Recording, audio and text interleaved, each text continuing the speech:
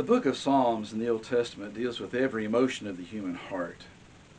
It deals with the complexity of issues, problems, limitations that those attributes, both positive and negative, may bring upon mankind itself.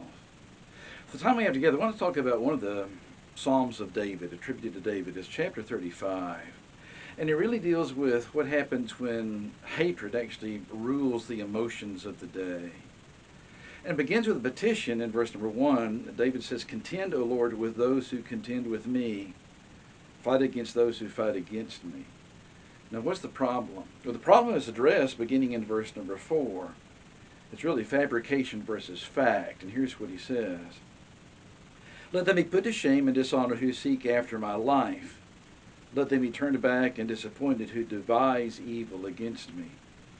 And the very last phrase, "devise evil against me," is really a statement that kind of explains this fabrication of problems. It's not that David does not have problems, he has a lot of problems.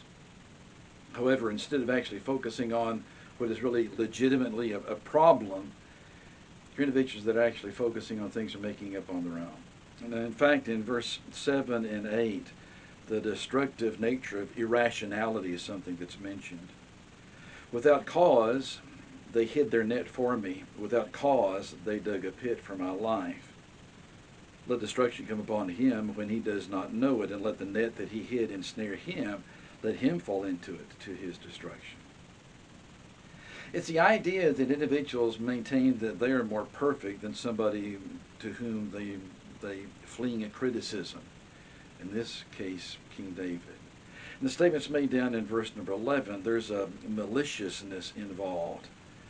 "Malicious witnesses rise up. They ask me of things that I do not know," verse 11. Maliciousness is not actually translated maliciousness in some other translations. I'm reading out the English Standard Version.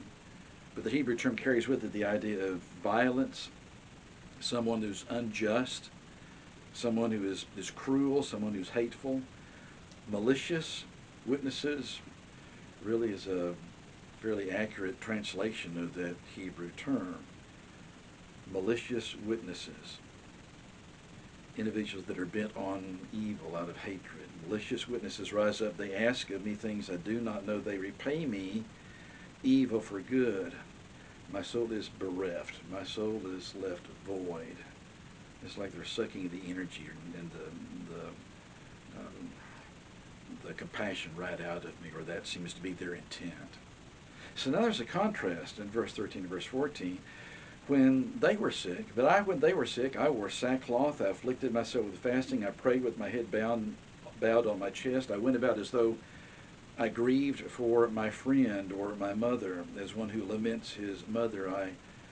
I bowed down in mourning. I am grief-stricken when they have problems in their life. But they rejoice when they have problems in mine." In fact, in verse number 15 and 16, "At my stumbling they rejoiced and gathered. They gathered together against me. Wretches whom I did not know tore at me without ceasing. Like profane mockers at a feast, they gnash at me with their teeth." I remember reading years ago, and it's something that, while not related, carries with it the same kind of idea. In fact, I carried around the article for years. It was an article of a journalist who was talking to people that were from differing political spectrum in Congress, and said, "I don't understand. You guys actually golf together, you eat together, you do all sorts of things as a group together.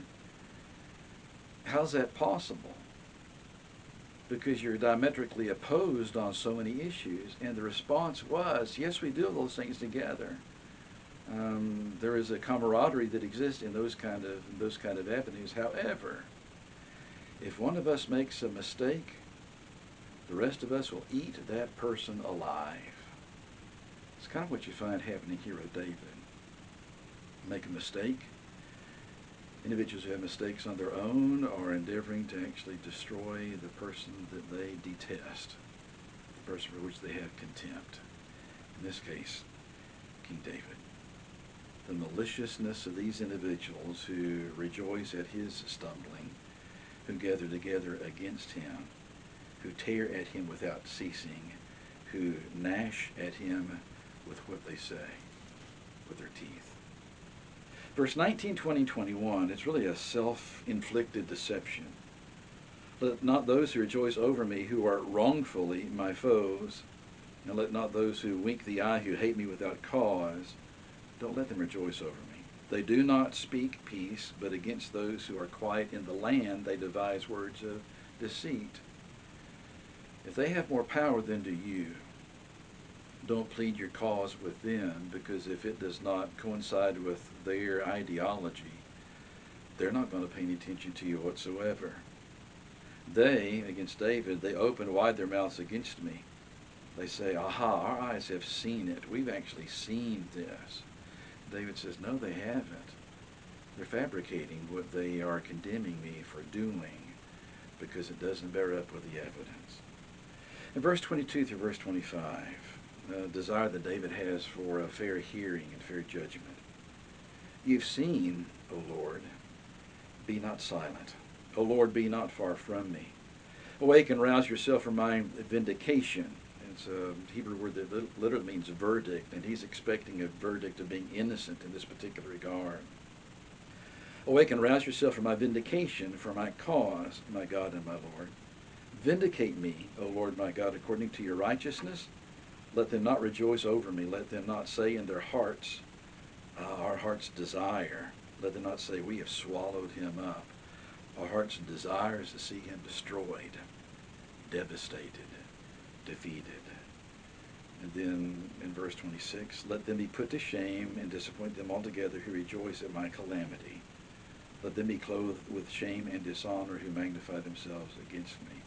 Lay open the facts, lay open the motivation, lay open their error and their mistakes, which are as grievous, if not more so, as what they claim against me.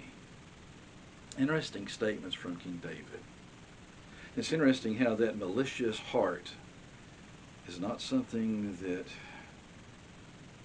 is limited to the time of David. It's something you still see in society today. Humanity hasn't changed, and that's to our detriment. Continue to pray for this nation and for the world, and may the principles that we find, the emotions that are expressed in a beautiful book of poetry such as the book of Psalms, cause a lot of reflection on where we are as people, where we are as a culture, where we are as a nation. Interesting chapter. Please stay safe. We'll talk again soon.